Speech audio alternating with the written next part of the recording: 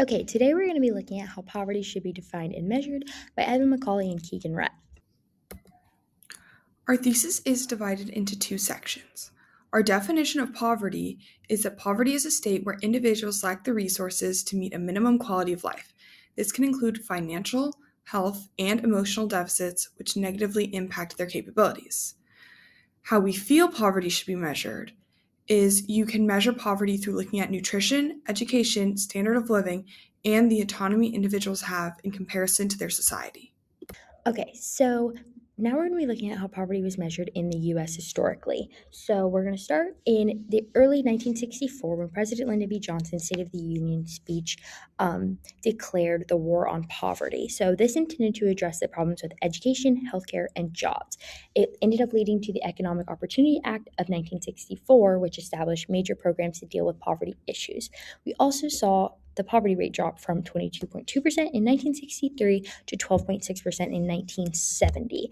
And it finally impacted federal spending on health, education, and warfare. Now seeing how the poverty measure how the poverty line is actually measured is through the OPM, otherwise known as the Official Poverty Measure by Molly Orshansky, starting in 1963 and perfecting in 1964. So, this basically what Molly did was she calculated thresholds by multiplying the cost of the USDA Economy Food Plan, otherwise known as the Thrifty Food Basket, by 3.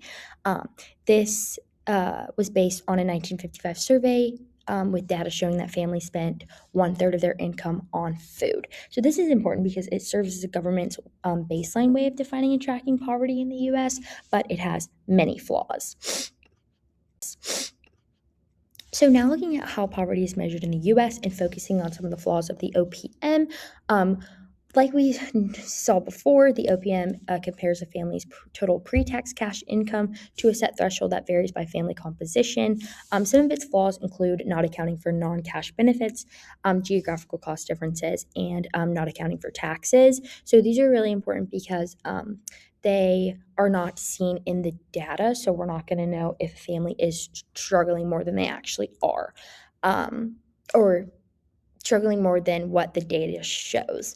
And then we have the supplemental poverty measure, which addresses some of these issues by including non-cash benefits and subtracting taxes and medical expenses.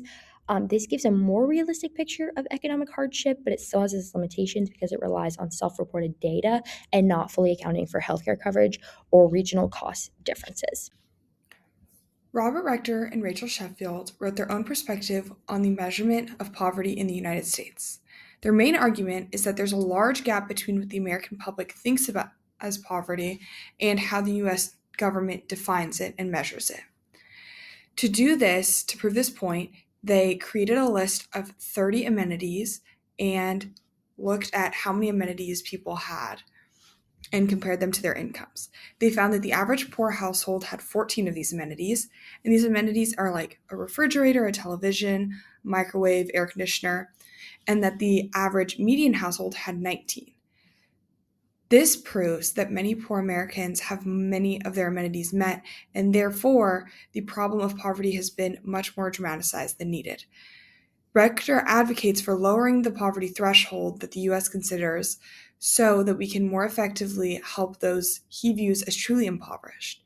He is redefining poverty in a way that challenges the way the U.S. has priorly measured and dealt with it, thus calling for a change in policy.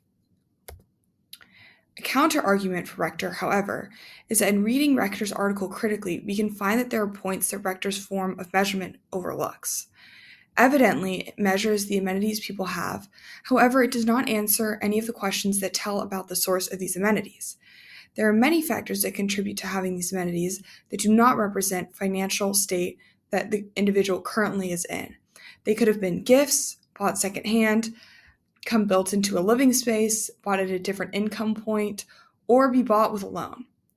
Rector's measurement ignores the quality of life that people have outside of these amenities, such as their education, their health, as well as other assets. And the main goal of his argument is to highlight there is poverty in the US, however, it is not as common as the American public thinks. And I think that while his argument is a very valid one, it has flaws in the ways it goes about proving this point and overlooks much of the struggle that people in the United States are facing and looks only at the financial or the amenities that these people have. Next is a different approach to looking at poverty, which is the capability approach. The capabilities approach is a lens to measure poverty created by Amartya Sen in the 1970s and later expanded upon by Martha Nussbaum, both of who were philosophers. Nussbaum puts much of the emphasis of this approach on the quality of life of individuals, including sections such as play, emotion, and control over one's environment. She also includes more easily measurable factors such as bodily health and affiliation, which is the ability for people to associate with others who share their beliefs.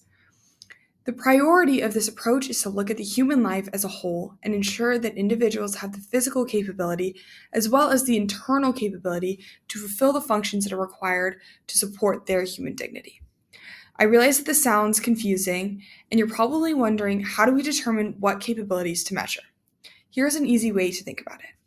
If there is an ability that you currently have that the removal of would undermine your basic human dignity, then that is a basic capability. Putting yourself into the equation helps highlight why it is so important to protect these capabilities. Something that we really appreciate about this approach is that it mentions play and emotions because they're very central to quality of life and often overlooked in the measurement of poverty.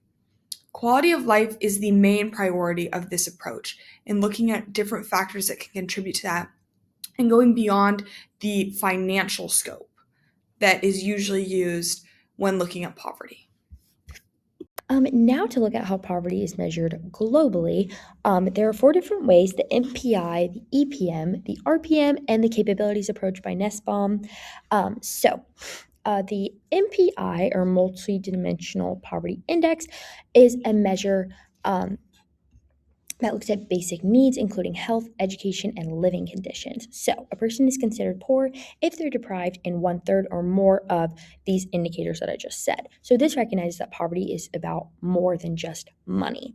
The next approach is the extreme poverty measure, which is often used in situations of war, conflict, or severe instability. So, mainly not the US, and it's going to use a threshold of about $3 per person per day, which is adjusted for purchasing power parity to identify the most severe forms of deprivation worldwide.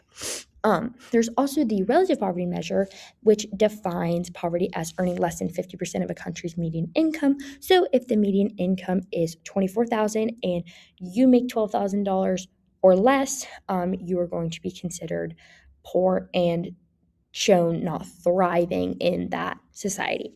And then the capability approach, which has been talked about before, by Nussbaum, just kind of looks at the freedoms and opportunities to have a good life, and it focuses on things like play and emotion, not just income. So there are some big questions for these approaches, like how are these approaches accurately measured? How do we know all assets are being accounted for? And how would programs in the U.S. benefit other countries?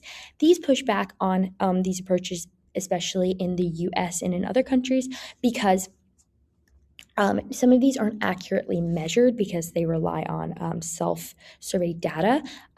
Like Nussbaum's approaches, you can't measure how much play somebody gets, so you have to rely on what they say. And then also, we kind of see that healthcare problems and assets given to us over time are not accounted for, and other countries don't have access to these benefits. So it's hard to compare the US to countries that may be in war or extreme poverty. We believe that poverty should be measured by using multiple types of systems. Sometimes the measurement of poverty can be overexaggerated, as seen in the argument made by Rector. But the measurement of poverty is situational, and therefore there should be ways to look within a country and compare the quality of life of the citizens to better understand the deficits individuals are facing. An example of this would be that we would not use the extreme poverty measurement in the United States because there would show that there is no poverty, although we know that there are still great inequalities in this nation that we want to address. There will be varying levels of poverty globally, and therefore, the way we measure poverty must be able to adapt. Our main goal is to define and measure poverty in a way that respects the autonomy and dignity of all people. Thank you.